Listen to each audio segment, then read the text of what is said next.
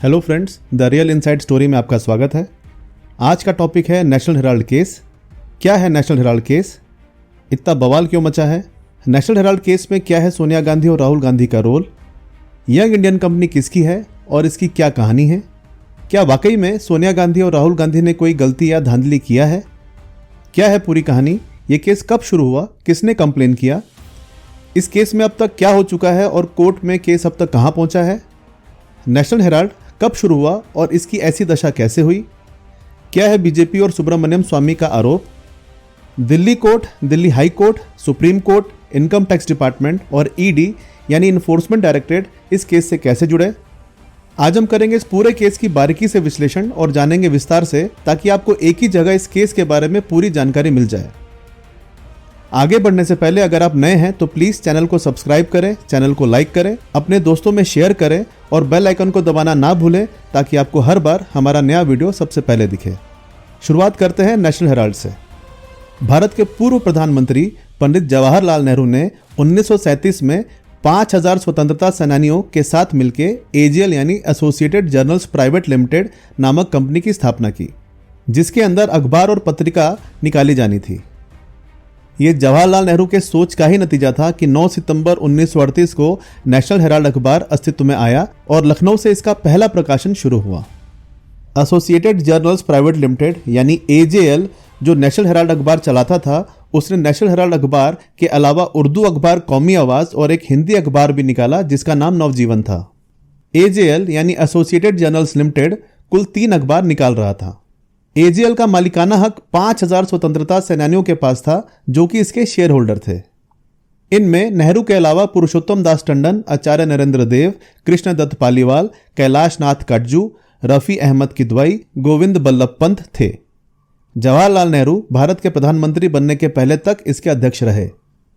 गौरतलब है कि एजेएल कंपनी सेक्शन 25 के तहत एक पब्लिक लिमिटेड कंपनी थी और इस तरह की कंपनी का मकसद कला, साहित्य, विज्ञान, वाणिज्य को बढ़ावा देना होता है। आमतौर पर इस तरह की कंपनी बनाने का मकसद मुनाफा कमाना नहीं होता है।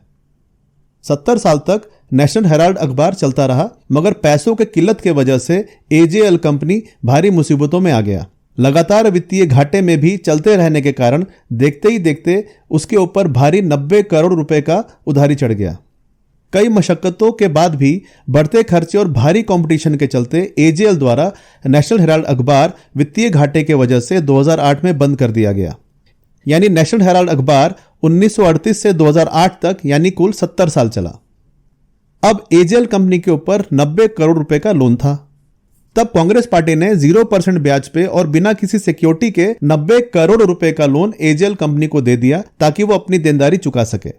ये लोन समय समय पे दिया गया और कुल मिलाकर इस लोन की राशि लगभग 90 करोड़ थी। यानी कांग्रेस पार्टी ने अपने कोष से एजेएल के लोन को चुका दिया। उस वक्त कांग्रेस के ट्रेजरर यानी कोषाध्यक्ष मोतीलाल वोरा थे। यानी 2008 में एजेएल कंपनी जो नेशनल हेराल्ड अखबार, कौमी आवाज और नवजीवन अखबार चलाता था, बंद हो गया और अब एजेएल को कांग्रेस पार्टी को 90 करोड़ रुपए का उधारी चुकाना बाकी था। कांग्रेस पार्टी एजेएल से 90 करोड़ रुपए दिए गए लोन को रिकवर यानी वसूल नहीं कर पाई। हालांकि एजेएल के पास जो कुल संपत्ति थी, उसकी वैल्यू कांग्रेस द्वारा दिए गए लोन के मुकाबले कई 100 गुना ज्यादा थी। इसके बावजूद एजेएल कंपनी ने कांग्रेस के दिए गए लोन को चुकाने की कोई कोशिश नहीं की। बता दें कि मोतीलाल वोरा जो गांधी परिवार के विश्वास पात्र और वफादार थे, वही एजेएल कंपनी के अध्यक्ष थे। 2009 में कांग्रेस के नेतृत्व में यूपीए की सरकार दोबारा चुन के आती है और इसके एक ही साल बाद यानी 23 नवंबर 2010 में यंग इंडियन प्राइवेट लिमिटेड नाम की एक कंपनी बनाई जाती है। इस कंपनी को 5 लाख रुपए से शुरू किया गया।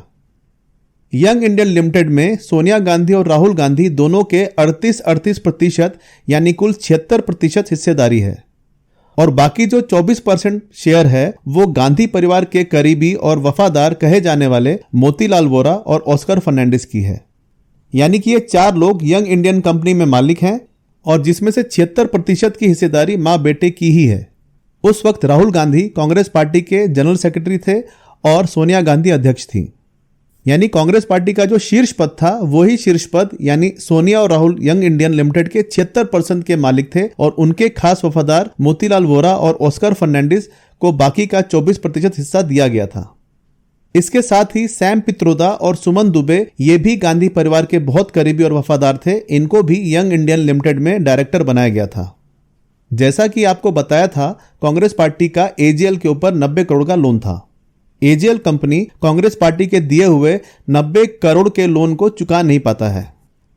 कांग्रेस पार्टी और यंग इंडियन लिमिटेड में यह करार होता है जिसमें young Indian limited Congress party को महज 50 लाख रुपए का भुगतान करता है और एजेएल कंपनी को दिए गए 90 करोड़ का loan Congress party young Indian limited को ट्रांसफर कर देती है।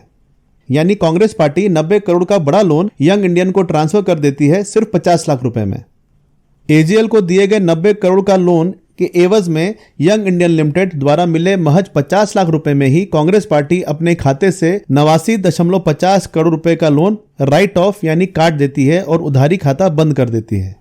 मतलब लोन दिया एजेएल को कांग्रेस पार्टी ने, पर अब एजेएल को लोन चुकाना था यंग इंडियन लिमिटेड को।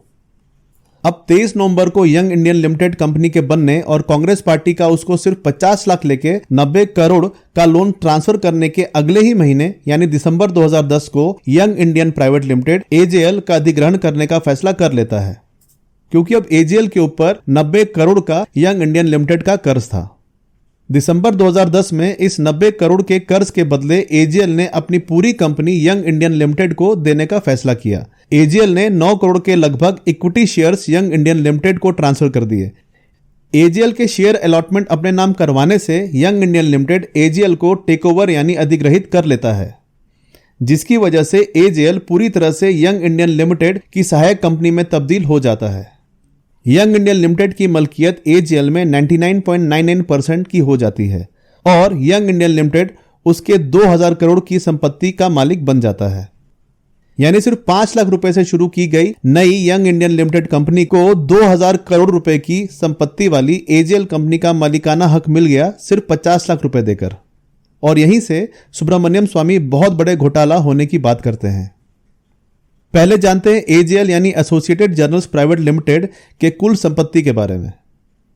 देश के आजादी के बाद कांग्रेस की सरकार बनी और नेशनल हेराल्ड कांग्रेस के विचारधारा को बताने और बढ़ाने का जरिया बना। कांग्रेस पार्टी सत्ता में भी थी तो सरकार द्वारा नेशनल हेराल्ड को देश में कई जगह बहुत ही कम दामों में जमीन दी गई ताकि वो अपने अखबार को सुचारू रूप से देश भर में चला सके। नेशनल हेराल्ड के कार्यालय नई दिल्ली, लखनऊ, पटना, भोपाल, पंचकुला, इंदौर, मुंबई में हैं। इन सब में दिल्ली में कुल 10,000 स्क्वायर मीटर के ऑफिस स्पेस का एक 6 मंजिला इमारत है जिसका नाम हेराल्ड हाउस है।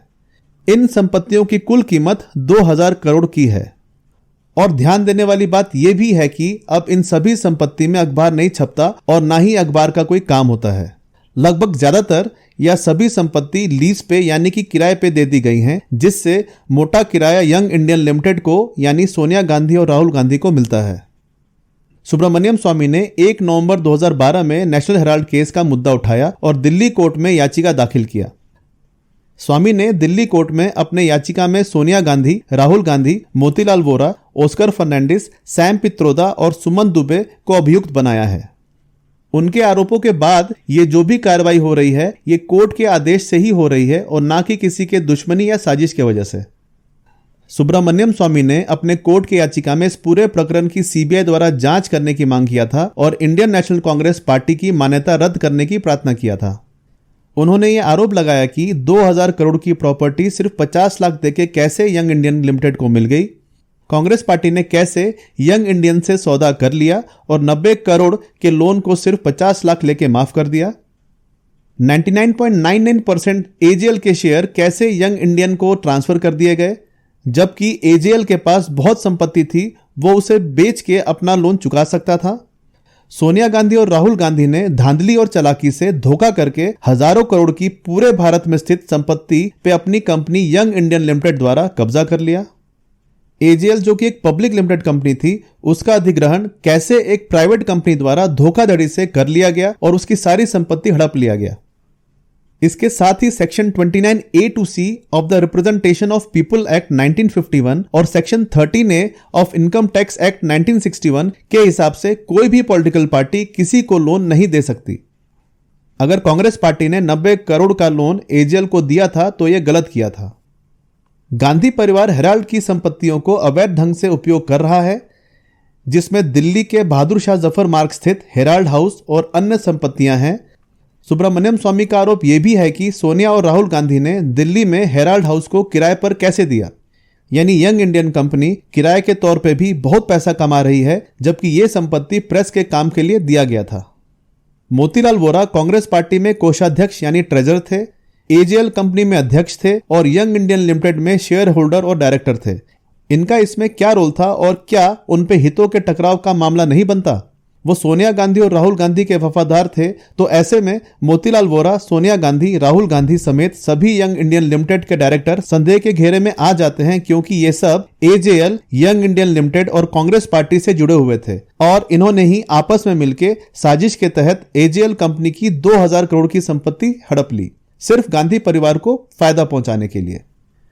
सबसे बड़ा आरोप तो यह भी है कि यंग इंडियन लिमिटेड द्वारा एजेएल के अधिग्रहण के वक्त एजेएल के कुल 1057 शेयर होल्डर्स थे।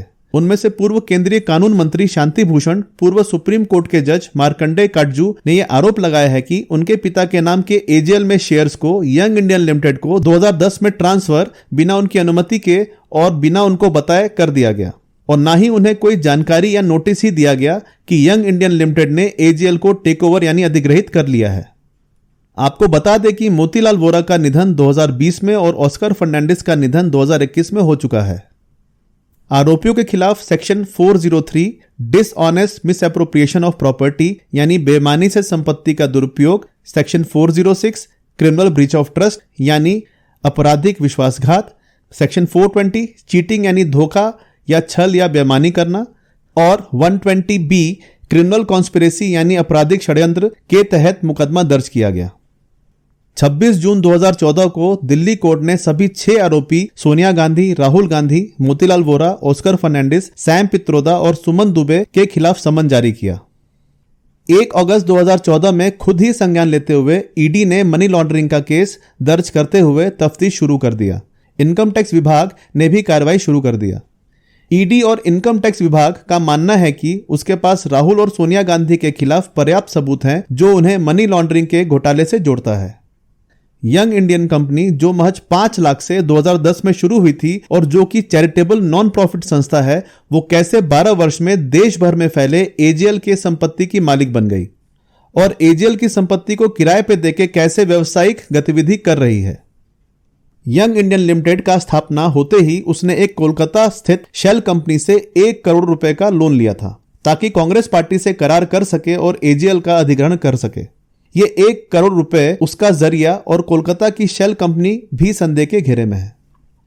ईडी सोनिया गांधी और राहुल गांधी से पूछताछ कर रही है।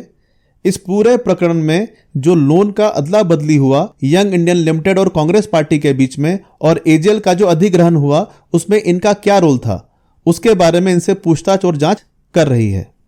ईडी अब तक राहुल गांधी से 56 घंटे पूछताछ कर चुकी है और सोनिया गांधी से 12 घंटे की पूछताछ कर चुकी है। गांधी परिवार इस केस को निरस्त यानी खारिज करवाने के लिए 2016 में सुप्रीम कोर्ट भी जा चुका है, पर सुप्रीम कोर्ट ने मुकदमे की कार्यवाही को खारिज करने से इनकार कर दिया। लेकिन इन सभी 6 अभियुक्तों को कोर्ट में व्यक्तिगत पेशी से छूट दे दिया, यानी इन्हें कोर्ट के हर तारीख पे उपस्थित होने की आवश्यकता नहीं है। बता दें कि 19 दिसंबर 2015 को सोनिया गांधी, राहुल गांधी समेत सभी 6 आरोपियों को दिल्ली के पटियाला कोर्ट ने जमानत दे दिया और इस केस में ये सभी 6 आरोपी बेल यानी जमानत पे हैं।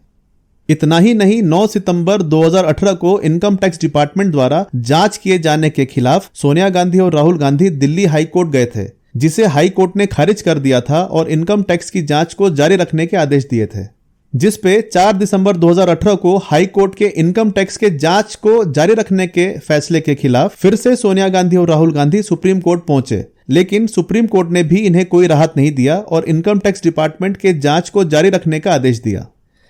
इस पूरे प्रकरण में बीजेपी का कोई हाथ नहीं है, बल्कि सुब्रमण्यम स्वामी के याचिका के आधार पर ही सारी कार्रवाई हो रही है।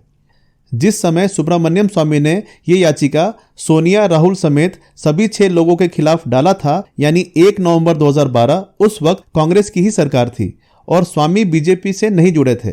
वो लंबे समय से जनता पार्टी के सदस्य थे। बता दें कि सुब्रमण्यम स्वामी ने 11 अगस्त 2013 में बीजेपी ज्वाइन किया था और जनता पार्टी का विलय बीजेपी में हो गया था। यानी गांधी परिवार और कांग्रेस पार्टी गलत तरीके से इस मुद्दे को उठा रहा है और देश को गुमराह कर रहा है, सरकार पे आरोप लगा रहा है और हल्ला कर रहा है। सुब्रमण्यम स्वामी के हिसाब से अगर उन्होंने यह मुकदमा नहीं डाला होता तो चुपचाप सोनिया और राहुल गांधी ने एजीएल की 2000 करोड़ की संपत्ति हड़प ली होती। आपको बता दें कि नवंबर 2016 से नेशनल हेराल्ड अखबार को वापस से शुरू किया गया है, लेकिन यह ऑनलाइन संस्करण में ही उपलब्ध है। मामला कोर्ट में लंबित है और सारे जांच एजेंसी तफ्तीश में लगे हैं। कोर्ट से इन्हें किसी तरह की राहत नहीं मिली है और ये सभी आरोपी हैं और जमानत पे हैं। इनके कोर्ट में इनकम टैक्स डिपार्टमेंट के जांच के खिलाफ और मुकदमा निरस्त करने के खिलाफ अपील खारिज हो चुकी है। ऐसे में संसद की कार्रवाई रोकना या धरना देना और सरकार को कोसना सही नहीं है। मुकदमे में फैसला खुद ब खुद हो जाएगा और अगर ये निर्दोष हैं तो बाइज्जत बरी कर दिए जाएंगे। आशा है कि मुकदमे का फैसला जल्दी हो ताकि जनता के सामने सच जल्दी आ सके। यहां पर एक बात बताना जरूरी है कि यह केस अदालत में विचाराधीन है। हम यहां किसी को दोषी साबित नहीं कर रहे हैं, ना हम और आप ऐसा कर सकते हैं। यह काम कोर्ट का है और जब तक कोई कोर्ट के द्वारा दोषी साबित ना हो जाए उसे दोषी नहीं कहा जा सकता। ऐसा कानून उसे अधिकार देता है। हमने जो भी जानकारी आपको दिया है वो सुब्रमण्यम स्वामी के आरोप, कोर्ट की कार्रवाई और जो अब तक तथ्य सामने आए हैं उनके आधार पर बताया है। इसी के साथ आज का एनालिसिस समाप्त होता है। अगली बार फिर नए किसी ट्रेंडिंग टॉपिक का डिटेल विश्लेषण करने आपके सामने आऊंगा। प्लीज चैनल को लाइक करें, चैनल को सब्सक्राइब करें और नीचे दिए हुए बेल आइकन को क्लिक करें ताकि हर बार आपको हमारा वीडियो सबसे पहले दिखे। धन्यवाद।